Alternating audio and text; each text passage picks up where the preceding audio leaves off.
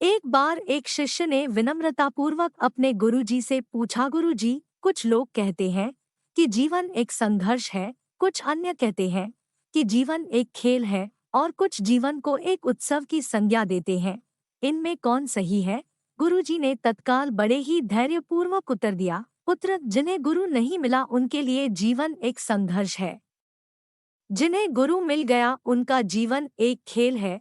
और जो लोग गुरु द्वारा बताए गए मार्ग पर चलने लगते हैं, मात्र वे ही जीवन को एक उत्सव का नाम देने का साहस जुटा पाते हैं।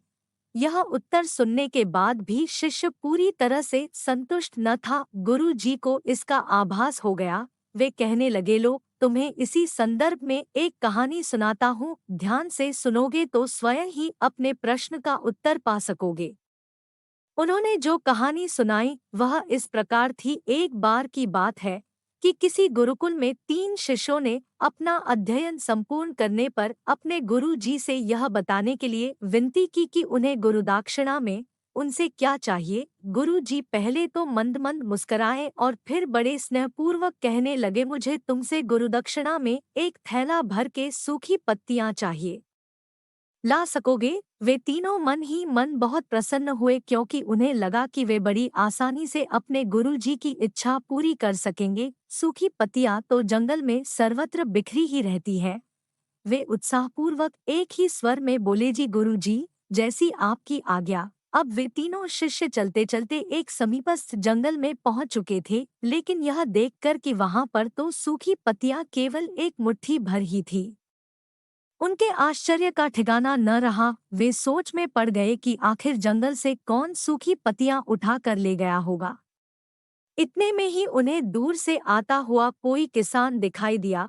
वे उसके पास पहुंचकर उससे विनम्रतापूर्वक याचना करने लगे कि वह उन्हें केवल एक थैला भर सूखी पत्तियां दे दे। अब उस किसान ने उनसे क्षमायाचना करते हुए उन्हें यह बताया कि वह उनकी मदद नहीं कर सकता, क्योंकि उसने सूखी पत्तियों का ईंधन के रूप में पहले ही उपयोग कर लिया था। वे तीनों पास में ही बसे एक गांव की ओर इस आशा से बढ़ने लगे थे कि हो सकता है वहां उस गांव में उनकी कोई सहायता कर सके। वहां पहुंचकर उन्होंने जब एक व्यापारी को देखा तो बड़ी उम्मीद से उससे एक थैला भर सूखी पत्तियां देने के लिए प्रार्थना करने लगे, लेकिन उन्हें फिर से एक बार निराशा ही हाथ आई, क्योंकि उस व्यापारी ने तो पहले ही कुछ पैसे कमाने के लिए सूखी पत्तियों के दोने बनाकर बेच दिए थे। लेकिन उस व्यापारी ने उदारता दिखाते हुए उन्हें एक बूढ़ी माँ का पता बताया जो सूखी पत्तियां एकत्रित किया करती थी। पर भाग्य ने यहाँ पर भी उनका साथ नहीं दिया, क्योंकि वह बूढ़ी माँ तो उन पत्तियों को अलग अलग करके कई प्रकार की औषधियाँ बनाया करती थी। अब निराश होकर वे तीनों खाली हाथ ही गुरुकुल लौट गए। गुरुजी ने उन्हें देखते ही स्नेहपूर्वक पूछा, पुत्रों, ले आए गुरुदक्षिणा? तीनों ने सर झुका लिया। गुरुजी द्वारा दोबारा पूछे जाने पर उनमें से एक शिष्य कहने लगा, गुरुदेव, हम आपकी इच्छा पूरी नहीं कर पाए। हमने सोचा था कि सूखी पत्तियां तो जंगल में सर्वत्र बिखरी ही रहती होंगी, लेकिन बड़े ही आश्चर्य की बात है कि लोग उनका भी कितनी तरह से उपयोग करते हैं। गुरुजी फिर पहले ही की तरह मुस्कराते हुए प्रेमपूर्वक बोले, निराश क्यों होते हो? प्रसन्न हो जाओ, और यही ज्ञान की सूखी पत्तियां भी व्यर्थ नहीं हुआ करती, बल्कि उनके भी अनेक उपयोग हुआ करते हैं। मुझे गुरुदक्षिणा के रूप में दे दो। तीनों शिष्य गुरु जी को प्रणाम करके खुशी खुशी अपने अपने घर की ओर चले गए। वह शिष्य जो गुरु जी की कहानी एकाग्रचित्त होकर सुन रहा था, अचानक बड़े उत्साह से बोला, गुरु जी, अब मुझे अच्छी तरह से ज्ञात हो गया है कि आप क्या कहना चाहते हैं।